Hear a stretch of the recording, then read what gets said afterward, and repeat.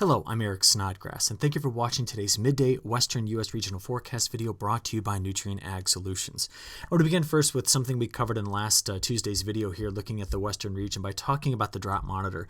This is the one that was released a week ago on July the 3rd, and so we can see this region across parts of Oregon, Washington, northern Idaho, which we discussed in the early video this week that was still dealing with drought. California, of course, largely drought-free, which is a phenomenal thing to be talking about if it's mid-July here.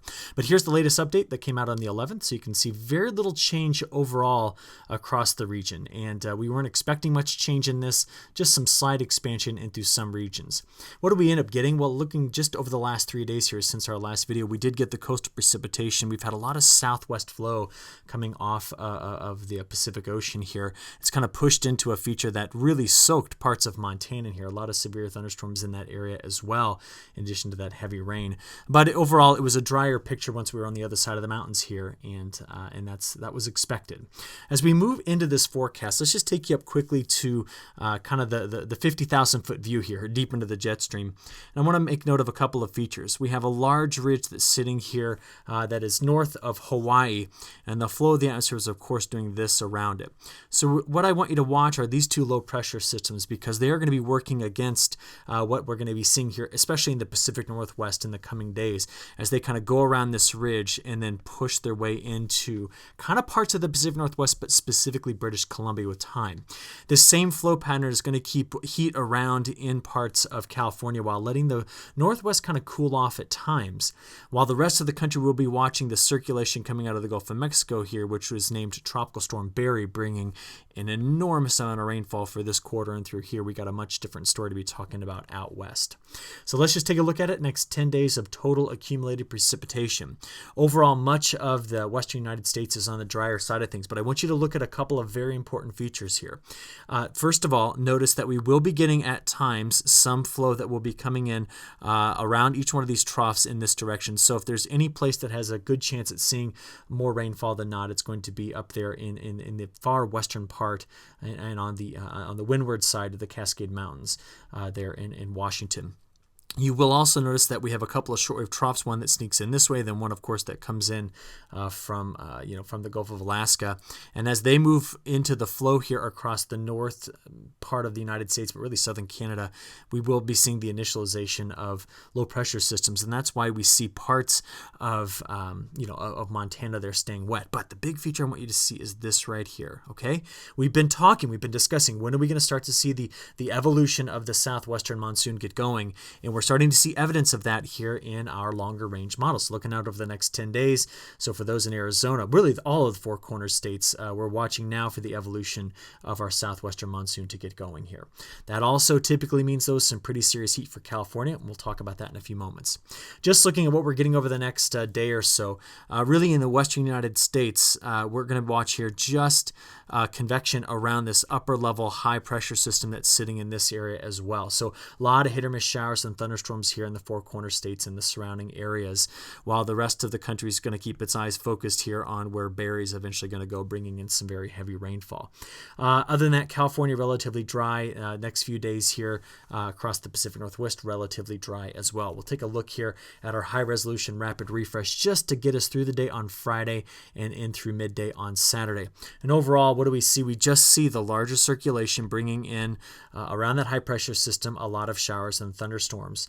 But do notice we do get some scattered storms that move through parts of Idaho and Montana on the northern periphery of this that could get into the Snake River Valley, a very highly agriculturally productive area in through there. So it's just going to be hit or miss, though, scattered showers and thunderstorms into that area.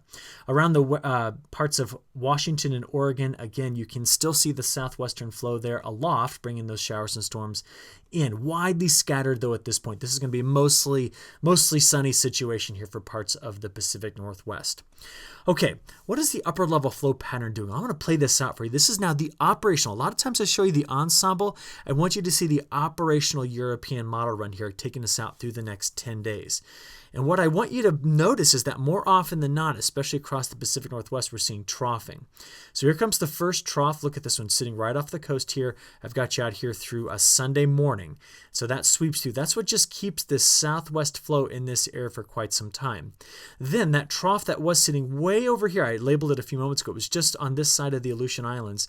It sneaks over and dives south into British Columbia and then sweeps through like this. Now, why I'm showing you this is mainly for our temperature forecast, because this is what's going to help keep much of the Pacific Northwest on the near average to cooler than average side and actually keep things quite pleasant. Not a lot of moisture with this, of course, but it's what we're going to be watching here in terms of temperatures.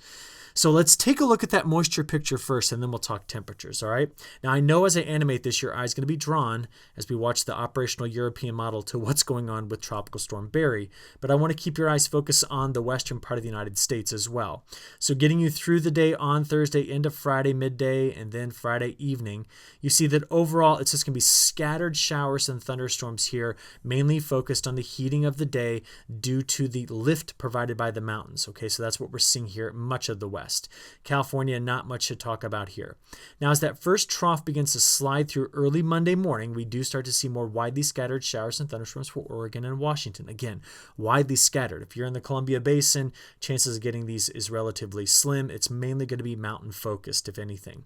But I got you here to Tuesday morning, Tuesday afternoon, and then into Tuesday evening, and now let's get into Wednesday. Overall, we're painting a relatively drier picture, and as I said, those major trough features that are swinging through the Gulf of Alaska take aim on British Columbia rather than on any other part of the western United States. And as we mentioned, as these storm systems really get going, I think the biggest push for rainfall will be out here about a week from when I'm recording this, next Thursday night into Friday morning.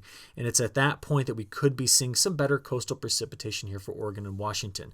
But overall, what I'm painting for you here is a drier picture. Given that it is the dry season, that's what we expect. Okay, so that's the main picture here. Let's talk temperatures now. When we look over the last 10 days or so, we notice that while California, much of the western United States has got this reprieve. We've broken away from the heat and got some very nice days. This overall picture will be changing for the Southwest and changing for California. And why it's going to be doing that is because of the shifting of that upper level trough. But the Northwest, as you saw, hangs on to that cooler bias. This is just the next 5 days over here on the left. You see overall we're maybe sitting right on average, maybe slightly cooler than average for the Northwest while California keeps the heat on. Once I get you out to the day 5 through 10 time period, that's when that much broader trough sweeps through. We might get a return back toward more normal temperatures for California at this point, but the cooler bias really hangs on for parts of the Pacific Northwest. Meanwhile, a pretty sizable ridge builds into the central United States, scorching that particular region. But that's what this kind of flow pattern does. Taking you out to the 11 to 15 day time period, I want you to look first over here on the right. We see overall the flow of the jet stream wanting to do something a bit more like this. So we see that the European model is wanting to keep the major ridge sitting right here over the four corner states, and that's going to allow for a rebounding of heat in this area. Now you notice the cooler stuff we're seeing, well, I say cooler, but it's slightly cooler than average here in parts of the north central plains and Montana, which we kind of include in our western region. Why we're seeing the cool down here is because this is going to give us some northwest flow in this corridor, and I'm expecting to see showers and storms pushing in through this whole area that I'm kind of highlighting right in through here. Meanwhile, this heat with this ridge is going to let the southwestern monsoonal flow kind of come up into that area. And so we're going to see a lot more shower and thunderstorm activity in the desert southwest as we start to get into our monsoon. Overall, though, since we talked about precip again, just looking at the next 15 days, we do see near average precipitation, which again is dry for the western United States during this time of year. If anything, though, it's going to be part of British Columbia and parts of western Washington that could be a little bit wetter than average. And again, that was when that bigger trough swept through this area next week. Because of that trough, we do see parts of Montana setting up on a wetter pattern as well.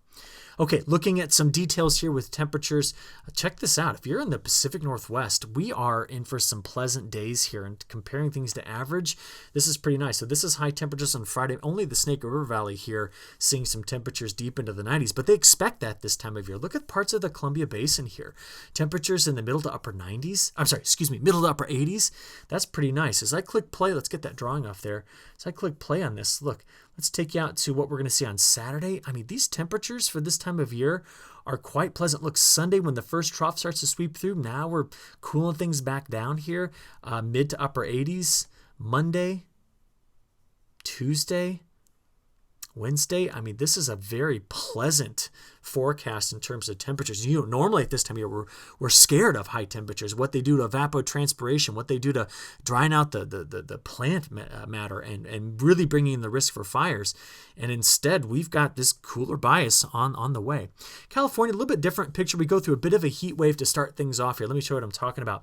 In the day on Friday, a lot of upper 90s and triple-digit heat that's stretching through the Central Valley here.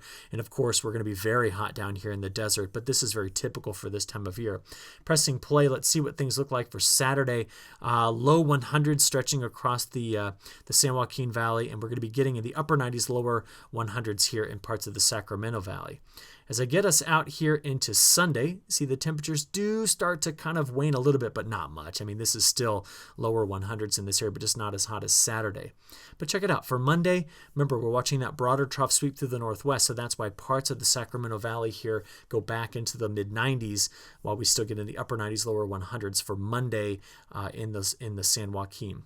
Then as the trough gets more established, look at the cooling pattern that we kind of get in here. I say cooling, but remember, this is cooling by Central Valley, California standard, okay?